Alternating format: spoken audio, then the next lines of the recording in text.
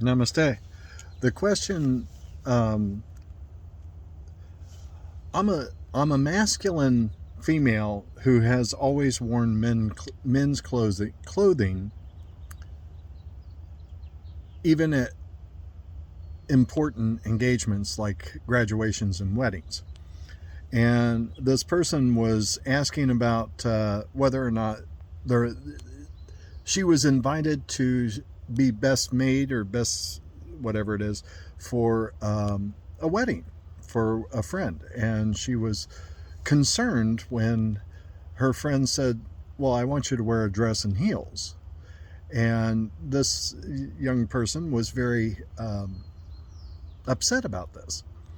And so my response was and is play dress up. All of life is a play. We have a choice. We can either have connection or disconnection in such situations as that. The only thing that stands in the way is pride. Now, I've been an entertainer all my life, so I know the value of entertainment. And I've given myself permission to just be me as long as it doesn't hurt others. So for me, if someone asked me to be their best man and asked me to wear a dress, well, sure, no problem. Not a problem in the slightest. I wouldn't have a care in the world.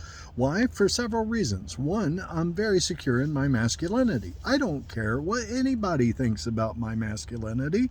I have a right hand, and if you came up to me and said, hey, you don't have a right hand, I'd just figure you're either crazy or blind. So whether or not I wear a dress or a suit or any other thing, it really, really doesn't matter in the long run. And if I were to dress up in a dress, I would have a picture and a story to tell. And wouldn't that be pretty cool? And if somebody said, "Hey, man, look at him," well, that says a lot about that person. Doesn't say a thing about me. I'm free. I can be anything I want. And this is what I recommend for you, not just for that young woman who asked the question, but regardless of what's going on with you in your life. If you are secure in who you are, if you know that you have a right hand and somebody comes up to you and says, hey, you don't have a right hand, then what? Does that take away your right hand? If you know that you are feminine, and somebody comes up to you and says, hey, you're not a woman, or you're not feminine, or whatever it is that they want to say, does that say anything? Does that do anything to your femininity? No, it doesn't, unless you believe them.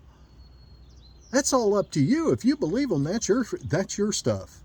If you don't believe them, that's their stuff.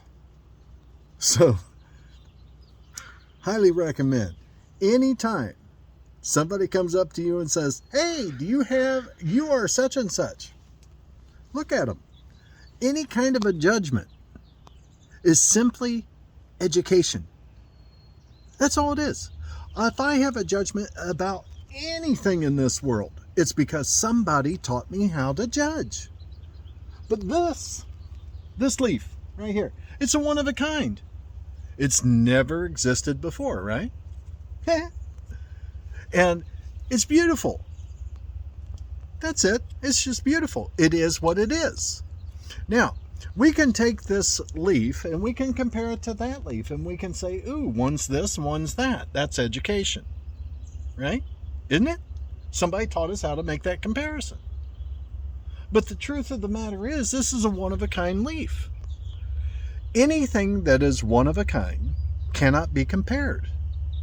Think about that for a moment. It needs 3. I'd have to have 3 of these exact same leaves, including the DNA that's in the leaf or whatever it is that makes the leaf, right? There'd have to be 3 of these, and 2 of them would have to look exactly the same in order for one of them to have a flaw. Right? Isn't that true? I mean, I can compare it to this, but that's not the same leaf, so I'm not comparing apples to apples. I'm comparing apples to broccoli. They're both living things, but they're not the same. Right? Question. How many of you are there? Isn't there just one? Your behavior can be compared. You can't.